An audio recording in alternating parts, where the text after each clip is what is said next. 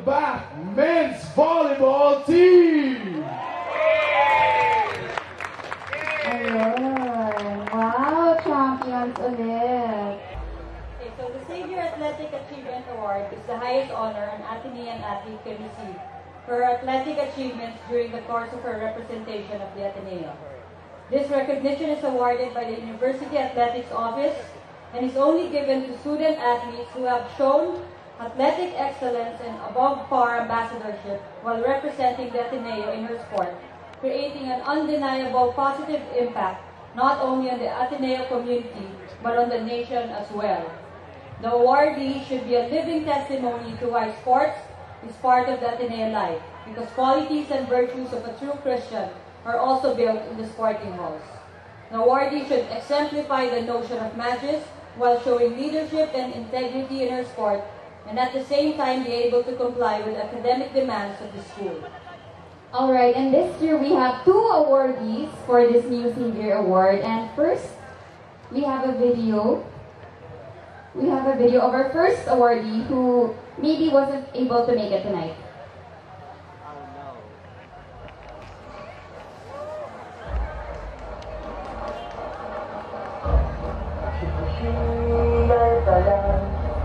May oras pa natitira, kahit parang ang layo pa hapon.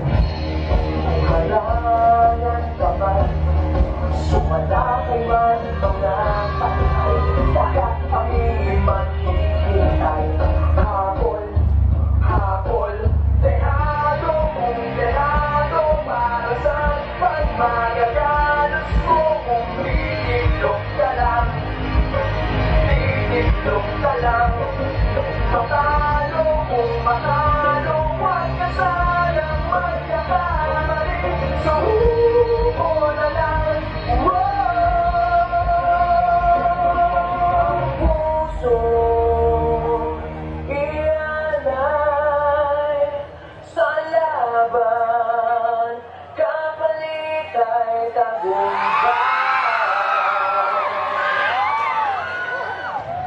Parang kakaiba yung ulit picture. Grabe. Well, of course, we have Kiefer Ravena. Guys, come on, let's give the Phenom a warm round of applause. Nag-iisa na nga naman talaga ang Kiefer Ravena. Alam mo, I was telling Father, parang kailan lang nung sinabi ni Kiefer that he will be playing for the Ateneo. Ngayon, graduating na siya. I know. Nakakalungkot. Sobrang nakakalungkot. Why don't we hear it from the fans of Kiefer Ravena? Yes, I'm sure everyone here is a fan. Come on, guys, let's hear it for Kiefer. Yes! Wow. You know, Kiefer's actually in the States right now. He is training to become an even better basketball player to make our country proud. So we couldn't be here tonight. But of course, Kiefer left us a message. Hi guys, what's up? Unang-una nagpapasalamat ako sa award na binigay niyo sa akin. Very thankful ako na na-appreciate yung 5 years dyan sa na-service ko sa Ateneo, and I share this to my teammates all throughout my 5 years playing for the Blue and White. And to all my graduating seniors, I'm very, very proud of us. We've done well, we've done our jobs, nanalo man, natalo, binigyan natin ang best natin. And to everybody who's supporting our teams, hindi lang basketball, volleyball, football, lahat man ng sports na nire-represent ng school natin, maraming salamat sa inyo lahat. But of course, we not only have Kiefer, we have someone very special who will be the recipient of the award. Yan. Dalawa yung sinabi mong award, di ba? And she doesn't know that she's being awarded this Yes, tonight. and you know, I think we can all agree that this person is special to us, to everyone in the crowd, and to that person on the screen. Sino kaya to? Sino kaya to? Ano na ba? Guys, let's hear it from you na. Parang tinadhana yata to, eh. No? Tama. Parang tinadhana, eh. I just don't know. Ayan na, sumisigaw na to.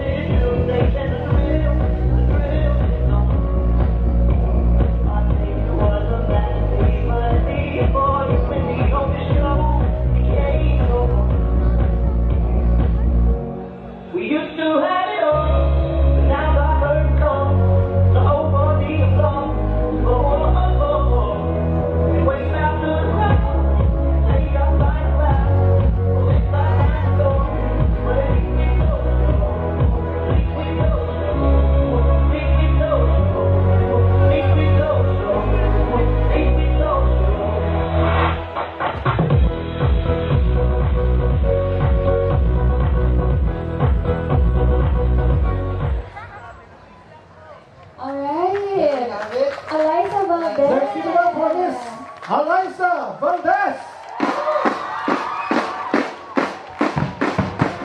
And to join live, we also have her parents, Tatay Ruel and Nanay Lita.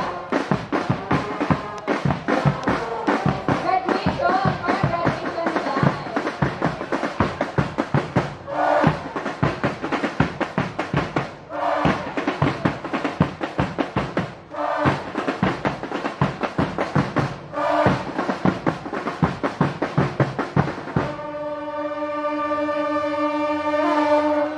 Dapat nga may award pa nung Best Smiler.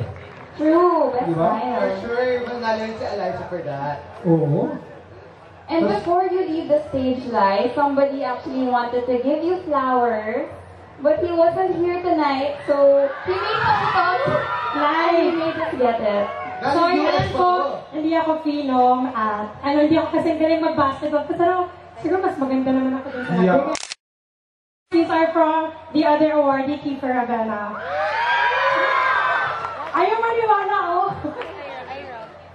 Guys, so congratulations to our first ever recipient of the Savior Athletics Achievement Award. Before we let Eliza go, maybe we can hear a few words from her before, of course, she takes her final bow as an Ateneo student athlete.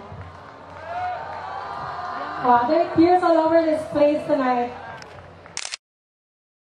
Ano message?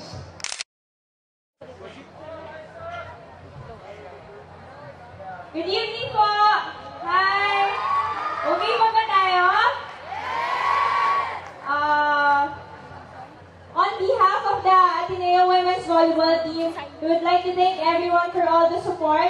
And we know that we didn't bring back or defend the crown, but I guess everything happens for a reason. And we're really thankful na kahit ganun yung nangyari, andito pa rin tayong lahat. I think this is my last time to go up in this stage as a student athlete. And next time, I'm gonna be there watching all the athletes, all the talented athletes, cheer for them and appreciate everyone. So, next year magkakasama na po tayo sa kabilang side na ako. Hindi na ako andito. So, maraming salamat sa Ateneo, sa lahat ng binigay nila sa akin, lalo na sa award na to. And I just want to thank my team and my coaches and to all the supporters of my team, our team, and to all the sina Sir Ricky, Sir Tony, Sir M, sina Father Jed, Sir Vergara, Dr. Vergara, and to everyone na naniwala po sa amin. Maraming salamat. Lalo na kayo, maraming salamat po sa oras at sa sakripisyo na binigay niyo para mapanood lang kami. Maraming salamat po. Thank you! Once again, congratulations. Thank you so much. Thank you. Of the Savior Athletics Achievement Award. I just wanted to say the reason why we have this bonfire is to celebrate, yes, and to be thankful, but to also recognize that there is a fire in each one of us, and we have to keep that ablaze. We have to have these rituals to remind us of that fire inside all of us. You know, when the best friend of Ignatius Loyola, Francis Xavier, who was himself an athlete, when he was about to say goodbye, ang pabaon ni Ignacio kay San Francisco Javier, simple lamang. Sabi niya, ite inflammate omnia. Ano po ibig sabihin nun? Go set the world on fire. Go set the world on fire. Athenians, you have been given strong wings, but those wings are only as strong as the wind that supports us. That wind is our school, that wind is our supporters, that wind is all those we love, that wind is the Spirit who enables, who empowers us to fly high. Let the fires begin. Laura? Actually, guys, I just have to say, Laura is the real MVP. Her last year's courtside reporter. Let's give her a warm round of applause. Oo Been naman. absolutely wonderful. It's been a Oo. great pleasure to offer this journey. Kaya naman marami nanonood sa TV like kay Laura. Ay, ganun po. Worthy naman po. Worthy. Okay. So guys, If they're ready, do you ready? Sabay-sabay tayo? tama yan. Let's all count down, guys.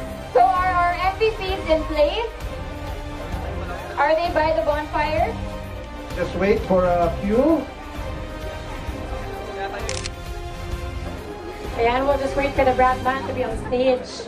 Tayo, syempre, kompleto ang field, di ba, Lau? Siyempre. Ha?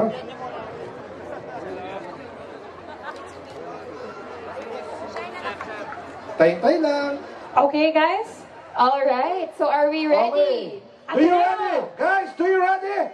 Let's hear it from Ateneo. Are you ready? Are you ready to light the bonfire? Yes! All right, guys. Let's all count down. Okay. 5, 4, 3,